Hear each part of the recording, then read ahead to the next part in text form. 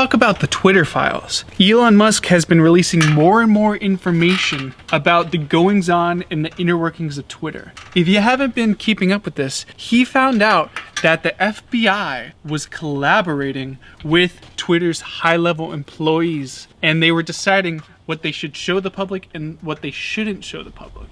Now the question comes up, is this legal? Is this right? Should the FBI have a say in what goes on social media? And the question kind of diverges in two parts. One part you'd say yes, because if there's some like horrible thing going on or a potential bad event that's going to arise, that they can stop that, that's a good thing.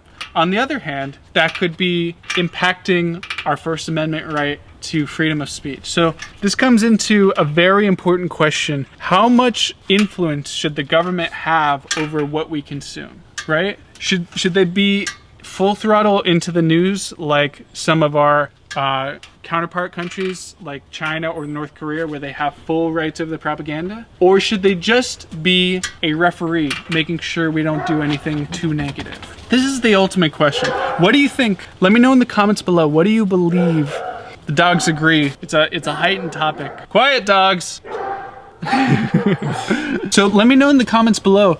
Do you think the FBI should be engaged in refereeing over what gets posted on Twitter and what gets blocked? And then the bigger question is, if you believe in like bipartisanship, the Democrats versus the Republicans, who should have more of a say in what gets blocked, what gets canceled, what is considered fake news? These are the obvious questions that no one seems to want to think about, but who controls Democratic parties and Republican parties? It's corporations, right? Corporations own both sides through what's called lobbying. What lobbying is groups of people get together and they decide on what laws they're going to create. So you can get great tax deals if you pay for lobbyists. You can get certain members of the government to do certain laws based on that favorable towards your corporation. So you never know if a Democrat or Republican is going to win. So what do corporations do? They invest in both. They support both campaigns, so whether the Republicans win or the Democrats win, the corporations will still have influence over the government.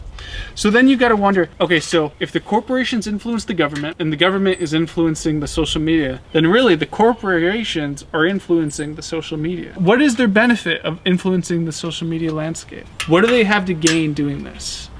Marketability? Taking out of the news something negative they might be doing? Highlighting their philanthropic works? There's many questions that start to arise when you break this down into further and further steps. So check out this tweet right here. See what he says here? Maybe check out this one over here. And you start to paint a picture of, wow, they actually had a lot of influence in a public company's social media presence. So if they can do that with social media, imagine what they do with news networks. Networks that are already long-term entrenched into the atmosphere of giving biased reporting. And then you start to question, why should I even bother watching the news or social media if it's going to be spoon-fed from a government outreach program? And then you have to ask yourself, well, if I can't use the news or social media, where do I get my information? And only the ringing knows.